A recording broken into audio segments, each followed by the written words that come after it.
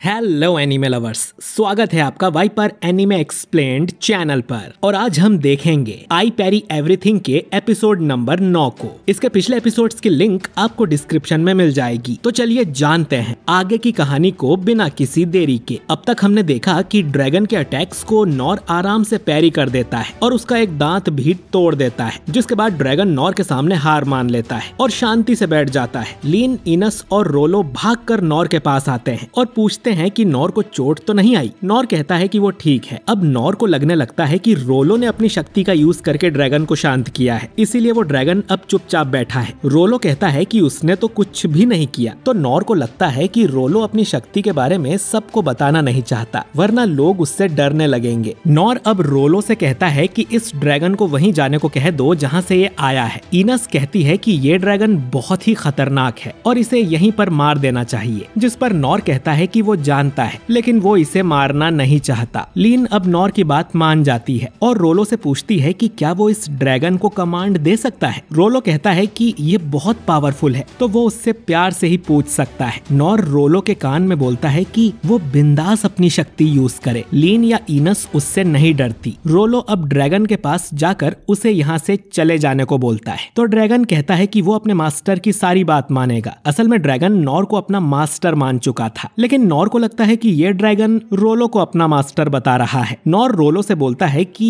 इससे कहो अपनी जगह वापस चला जाए और कभी इंसानों को नुकसान ना पहुंचाए। ड्रैगन नॉर की हर बात मानने को तैयार था और फिर वो उड़कर यहाँ से जाने लगता है, लेकिन अचानक ही उस ड्रैगन को एक लेजर आके लगती है, जिससे घायल होकर वो वापस जमीन पर आ गिरता है। ये काम किया था दुश्मन देश के राजा देरिदस ने। इसी ने ड्रैगन को भेजा था ताकि वो राजधानी का सफाया कर दे, लेकिन ये ड्रैगन तो किसी काम का नहीं निकला, इसीलिए उसे लेजर मार के गिरा दिया गया। देरिदस राजधानी के बाहर ही अपनी पूरी सेना लेकर खड़ा था। इनका प्लान था कि जब वो ड्रैगन राजधानी का सफाया कर देगा तब ये लोग पूरी सेना के साथ राजधानी में जाएंगे। इधर हर सोल्जर के हाथ में मैजिक सोर्ड और मैजिक शील्ड थी और इलाइट सोल्जर्स के पास मैजिक आर्मर और मैजिक कैनन्स होंगी। इनके पास 4 अल्ट्रा आउटपुट मैना कैनन भी थी, जिसकी लेजर से इन्होंने ड्रैगन को गिराया था। देरिदस के सेनापति रंदेस ने कहा था कि इस वॉर में उन्हें या उनके देश को ज्यादा फायदा नहीं होगा, तो उसे फिर से सोच लेना चाहिए। ये बात सुनकर देरिदस गुस्सा हो जाता है और रंदेस के मुंह पर लात मारता है। देरिदस का कहना था कि उनके राज्य की तरफ कोई आंख उठाकर भी नहीं देख सकता, क्योंकि उनके पास कमाल की मैजिक टेक्नोलॉजी है और ये बात पूरी दुनिया जानेगी। ये बात पूरा इतिहास याद रखेगा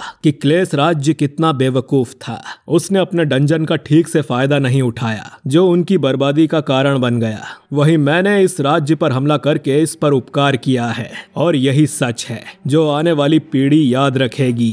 दूसरी तरफ नॉर और रोलो उस ड्रैगन के पास जाते हैं, जो कि जिंदा था या मर गया इन्हें पता नहीं चलता। लीन देरिदस की सेना की तरफ इशारा करती है, जिसे मैजिकल एम्पायर भी कहा जाता है। देरिदस अब हमला करने को तैयार था, लेकिन तभी वो दूरबीन से राजकुमारी लीन और इनस को देखता है। उसने इनस के बारे में बहुत कुछ सुना था और उसे लग रहा था कि इनस ही अब तक उनके राज्य को प्रोटेक्ट किए हुए है। राजा इनस पर भी अल्ट्रा कैनन चलाने को कहता है। भले ही इनस को डिवाइन शील्ड कहा जाता है, लेकिन इस कैनन की लेजर से वो जल के राख हो जाएगी। ये लोग अब इनस पर निशाना लगा के अल्ट्रा कैनन को फायर करते हैं। ये खतरनाक लेजर इनस को लगने ही वाली थी, लेकिन नॉर उसके सामने आकर अपनी तलवार से लेजर को पैरी कर देता है और उसे आसमान में भेज देता है। देरिदस को लगता है कि शायद इनका निशाना चूक गया, तो वो फिर से कैनन फायर करने को कहता है। इधर नॉर को समझ नहीं आता कि ये लाइट कहाँ से आई। लीन उसे बताती है कि उन पर दुश्मन देश ने हमला किया है, जिनकी सेना में 10,000 से भी ज्यादा सिपाही है। वो लोग हमारे राज्य का खात्मा करना चाहते हैं और इनके पास भी सेना है, पर वो देरिदस के मुकाबले बहुत छोटी है। इनस कहती है कि अब वो कुछ नहीं कर सकते, उन्हें हार मानकर वापस चलना चाहिए। लीन नॉर से पूछती है कि वो क्या करेगा, जिस पर नॉर मन में कहता है कि ये भी कोई पूछने वाली बात है। वो दुम दबा के यहाँ से भागने वाला है। वो ये बात लीन को बताता उससे पहले ही इन पर एक और अटैक हो जाता है और इनस अपनी डिवाइन शील्ड से सबको प्रोटेक्ट करने लगती है। देरिदस अब अपनी सेना से कहता है कि जल्दी ये सब खत्म करो। और खुद सबसे पीछे जाके खड़ा हो जाता है। इधर नॉर को लगता है कि इस तरह तो वो यहाँ से भाग ही नहीं पाएंगे, इसलिए नॉर को सेना का ध्यान भटकाना होगा ताकि लीन, इनस और रोलो यहाँ से सही सलामत भाग पाएं। नॉर याद करता है कि वो लड़ने में अच्छा नहीं है, लेकिन वो भागने में एक्सपर्ट है। बचपन में वो शहद तोड़ने जाया करता था और उसके पीछे मधुमक्खी लग जाती थी। तो नॉर सोचता है कि वो ऐसे भागकर इस सेना का ध्यान अपनी तरफ करेगा और फिर गायब हो जाएगा। लीन को लगता है कि नॉर उस पूरी सेना से अकेले लड़ने जा रहा है, तो उसे उन तक भेजने के लिए वो फिर से नॉर पर विंड ब्लास्ट यूज करने लगती है। नॉर उसे समझाने की कोशिश करता है कि मैं कोई वहाँ लड़ने नहीं जा रहा, लेकिन तभी इन पर फिर से अल्ट्रा कैनन का अटैक होने लगता है और लीन नॉर पर विंड ब्लास्ट कर देती है, जिससे नॉर सुपर स्पीड में उड़ता हुआ उस सेना की तरफ जाने लगता है। रास्ते में वो ढेर सारी लेजर्स को भी पैरी कर देता है। उसकी स्पीड बहुत तेज थी, तो वो पूरी ताकत से सेना पर अटैक करने का सोचता है। वो एक ही अटैक में 1000 तलवारों को पैरी कर देता है और उन्हें आसमान में उड़ा देता है। इसके बाद वो उनकी शील्ड्स को भी पैरी करता है। नॉर बस इसके हथियार छीनकर इनका टाइम वेस्ट करना चाहता था ताकि लीन और इनस को भागने का समय मिल सके। वो भागता रहता है और उसके सामने जो भी आता है वो उसे पैरी कर देता है। डेरिदस दूर खड़ा होकर देखता है कि उसकी सेना की तलवारें और शील्ड्स तो